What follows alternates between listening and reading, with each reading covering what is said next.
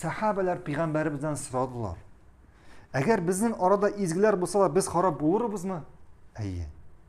Әгәр сезнең арада бузыклык таралса диде. Һәм без бу сүзләрдән нинди файда алабыз?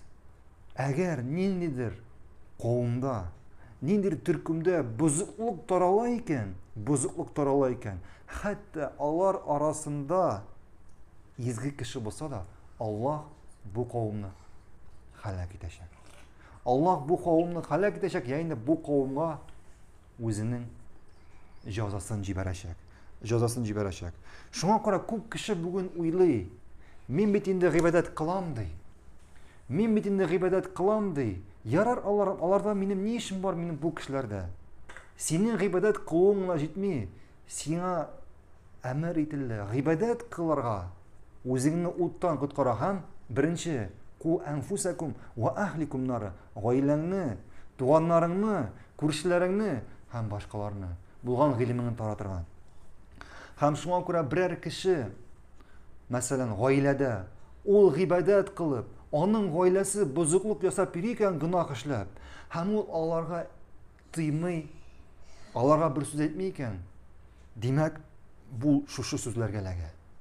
Ягъни алар, димәк, ул шушы сүзләргә һәм шуның аркасында Аллаһ аңа җәзасын җибәргән мөмкин. Шулай ук без сезнең белән укыдык, хәтерлисезме? Аллаһ яһүдләргә җибәрде җәза. 3 төркемгә бүленделәр яһүдләр. Беренчесе гынах эшләделәр. Икенчесе гынах эшләмәделәр, ләкин гынах эшләмәгез дип әйтмәделәр. Өченчесе гынах эшләмәделәр. Гынахтан ерагайдылар һәм аларга әйттеләр: "Нигә сез гынах эшлисез?" диделәр.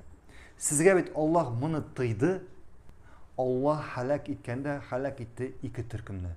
Гынах эшләгән төркемне һәм гынах эшләмичә гынахтан тыймаган төркемне Аллаһ нишләтте? Һәлак итте. Шуңа күрә, әгәр син бүген гыйбадәт кыласың икән, әгәр яныңда кешеләр гынах эшли икән, әлбәттә аны гынахтан тыярга кирәк. Булдыра аласың икән кулың белән, булдыра алмыйсың икән икенче баскыч телең белән. Әгәр дә телең белән дә булдыра алмасаң, йөрәгең белән. Шуңа күрә, әгәр син бүген гыйбадәт кыласың икән,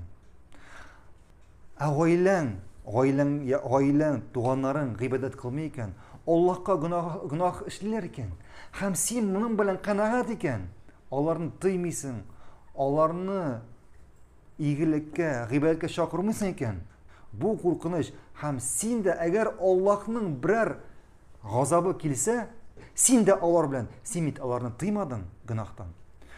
Һәм шулай күп кеше уйлый, Аллаһның җәзасы, Аллаһтан җәза ул ниндидер фаҗига булырга тиеш дип. Нәрсәдер җимереләргә, ләкин бу иң куркынычы түгел. Иң куркыныч җәза Аллаһтан ул нәрсә? Аллаһның тәүфигыннан мәхрүм калу. Аллаһның тәүфигыннан мәхрүм кала. Аллаһ әгәр иртәгә синең динеңне ала икән, Аллаһ динеңне ала икән. Ягъни Аллаһ үзенең тәүфигыннан сине калдыра икән, үзенең ярдәменнән сине калдыра икән. Монсы иң куркынычы. Чөнки Аллаһның дине, синдәге бүген иман, бу Аллаһтан иң зур бүләк, иң зур нигъмәт, иң зур ризык.